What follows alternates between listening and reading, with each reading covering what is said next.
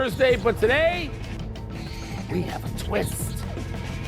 It's Phil and Frank Friday, folks. Come on now. You knew I'd be here. Big weekend. Wow. Championship weekend. Well, you were away for a while. Somebody missed you, apparently. Somebody. A few somebody. Welcome to PTI. Tony didn't have enough steam to finish when he started, so I am joined by our great friend from the starting lineup on SiriusXM, Mr. Frank Isola. Wow. Man, Wow. 2 ovations. That's like one too many ovations for you. Let's begin with the NFC Championship game. Rams and Seahawks meet for the 3rd time this season. The first was a narrow win by LA in LA. The second was an overtime squeaker of a win by Seattle in Seattle. Frank, which of these teams impresses you more ahead of their rubber match, Rams or Hawks? You know, I think about the Rams, and they've just won 2 road playoff games, which isn't easy to do. They beat your Bears over the weekend in overtime. That's impressive. And you know that they have played now 7. This is going to be their 7th road game in the last 9 weeks. So all they do is go on the road. But going to Seattle is a little bit different. Yeah. I'm not that worried about Matthew Stafford, even though Seattle has a terrific defense. Sam Darnold is going to be the key to this game. In 4 games against the Rams, with Chris Shula as defensive coordinator, 1-3, 7 interceptions. He had 4 of them in Week 11 when they lost in LA. He's been sacked 16 times. So for Sam Darnold, that's going to be the big question mark. He was terrific against San Francisco. I understand that. But Mike, this is the biggest game of his life. He hasn't played well against the Rams. Last year in the playoffs, he struggled. I think it's all about Sam Darnold. Even with, the 13th man in Seattle and that stadium, I get it. It's going to be about their quarterback this weekend. Yeah, I'm not going to disagree with you, Frank, on any of that. Because I know, as a Bears fan, I was hoping that we got to Seattle because you thought that Sam Darnold might throw a couple to your guys. Yeah. So I hear you Right. there. But a couple of things. One, as difficult as Soldier Field is to play in, Seattle, forgive me, my hometown people, Seattle's hard.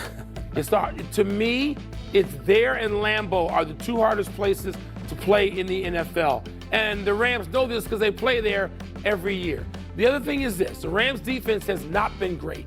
Not been good No. at all. I know in the snow and the cold last week, they gave up 17, but they gave up like 460 yards. And so I think that Seattle, even with Charbonnet out, I think that they can muster enough offense as long as Darnold is not terrible. He can't be terrible. He can't go out there and throw 3 or 4 picks. He cannot throw it to the other guy. But if he manages the game well, with that defense, Frank, with that defense Seattle has, and again, the Rams defense has struggled. They struggled against Carolina before they even got to the Bears. So I'm giving the edge to Seattle at home. Maybe not a big one, but enough of one to advance to the Super Bowl. And in New York, Sam Darnold is obviously a big story. Yeah. Because, he played here in New York, kind of flamed out, bouncing around. He's been to the Super Bowl. He was a backup on that Niners team that went. And you talked about the Rams defense, Mike. 27 or more points in 4 of their last 6 games. Yeah, you can I'll move give you an it. interesting stat as it relates to kind of Matthew Stafford and Seattle. There have been 6 times in the last 50 years where the top passer has gone up against the number 1 scoring defense. The defense is 6-0. So it's that old adage, you win with defense, and that usually plays out. Seattle's got it. All right, let's move to the AFC Championship game. Yes, the Patriots have a young star in Drake May, while the Broncos will be forced to start Jarrett Stidham. The Broncos, they led the league in sacks, and Mike, you love defense. So which way you leaning? Patriots or Broncos? I love defense. You know what? When I said Seattle and Lambeau, right there, Denver is a different kind of advantage. Not that it can't be loud, because it can. But obviously, you're playing at 52-80. You got another set of problems playing at Denver, and you're playing against that defense. Denver's right up there. So if I did a top 5 home field advantage, the 2 games hosting this weekend would both be in the top 5, maybe in the top 3. But when you don't have your quarterback, it's great that Sean Payton. I understand Sean Payton is doing and has done everything, Frank, he seemingly can. he can't play the damn game for him. You know, number 7 is not trotting out of the lineup into the lineup for the Denver Broncos. Number 7 of years gone by. You can look him up, all you people who have no memory. So I can't sit him. Good for him. He's tied with Peyton at the hip.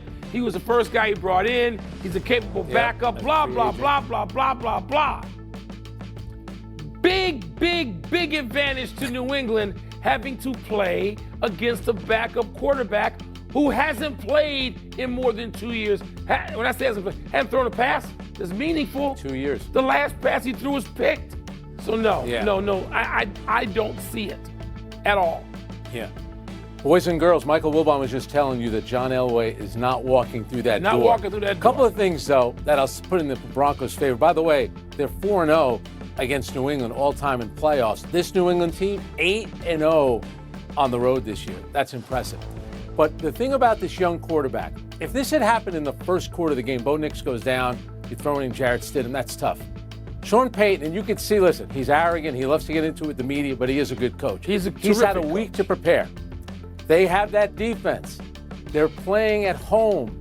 So I don't think you're it's buying going to be in, as Frank? big an issue. You're buying in? See, you referenced John Elway. Yeah. And let's remember, and we all like Drake May, that's not Tom Brady on the other sideline. No. In 2 playoff games, the guy's been sacked 6 times. Yeah. He's been pressured 31 times on 66 dropbacks, and he's fumbled the ball 6 times. So if not for Jarrett Stroud, there's a very good chance Houston would be playing right now in this game. So he still has a lot to do. C.J. Stroud. He's been good in the Stroud. He's won 2 playoff games, Mike. That's great. But there is still some issues there as well. You're mentioning Elway. That ain't Tom Brady yet. No, not yet. Now, Elway versus Brady, we would settle for that. That would be pretty good. Sorry, youngins. Let's move to the Ravens' hiring of Jesse Minter as their new head coach. Minter was most recently the defensive coordinator for the Chargers, but he also served as an assistant for the Ravens for 4 seasons. Owner Steve Bisciotti said of the 42-year-old, quote, "He clearly understands the values, high expectations, and history of the Ravens. He's also a leader who will authentically connect with our players and inspire them to championship levels," close quote. Bisciotti seems persuaded that the Ravens have got a gem, Frank. Are you? I want to know if you think authentically connect is a little dig at the last coach. I tend to think it's not, because Minter worked for both Jim and John Harbaugh, and with the Chargers, last season led the league, 17 points per game their defense gave up. This year, 5th in terms of yards per game, and the Ravens were 24th. And I think the Ravens have always been an organization where they think defense first. So, and he knows that organization, he knows the owner. I think that's a plus. But you're also, if you're going to be a coach, a first-time coach in this league, you want to go to a team that's got a quarterback. Yeah. And I understand it's been a down year for Lamar Jackson. There have been some playoff games where he hasn't played well. Other games he's been a little unlucky. Last year against Buffalo, the 2-point conversion, that game should have gone into overtime. So I think it's a smart hire from them. They know who they're getting. The coach knows all about the organization from top to bottom. The key for them is they have to improve the defense. Probably personnel has a lot to do with it. Offensive coordinator, I think that's going to be a big position to fill. Yeah, Frank, I have always been impressed with Steve Bisciotti and the way that organization runs, which is what he presides over. The way he stays out of the way until he needs to insert himself. And obviously, the hiring of a head coach is that. And I believe that Steve believes that. But I ain't buying any of it until I know what Lamar Jackson's situation is. You can be as good as you want. If your quarterback is taking a drop, for whatever reasons, and I'm looking at Lamar Jackson, and I started asking the question about week 4. How come Lamar Jackson now cannot outrun people with a jersey number that starts with a 5? You're not doing it. Maybe it's injuries. No. Maybe we get the real Lamar Jackson back. I hope so. I am not ready to wave bye-bye to vintage Lamar Jackson. We should just be, the door should be wide open, but we don't know that. And Jesse Minter can't determine it, and he can't fix it, and he can't put it back on track if it's off track. So there's too much we don't know. I understand Bisciotti feels good about this hire, a guy he already knows who might connect authentically. All that's great. Lamar Jackson. He's got to be the answer to most of what's going on with the Baltimore Ravens. And I agree with what you're saying about Lamar Jackson. Let's also remember, on the final week of the season, he put his team in position, a field goal, and then he's playing the following week. Yeah. So, and even in a poor season, he still put his team in a position to win and make the playoffs. Against a pretty mediocre Pittsburgh team. But I digress. That's fair. Let's take a break. Still to come, a new report says Jeannie Buss had problems with LeBron. What's a word for LeBron's reaction? I got a word for that. And what's the best way to describe Joel Embiid's performance against the Rockets last night? That was a pretty interesting ending. Should have been a goaltend on Kevin Durant.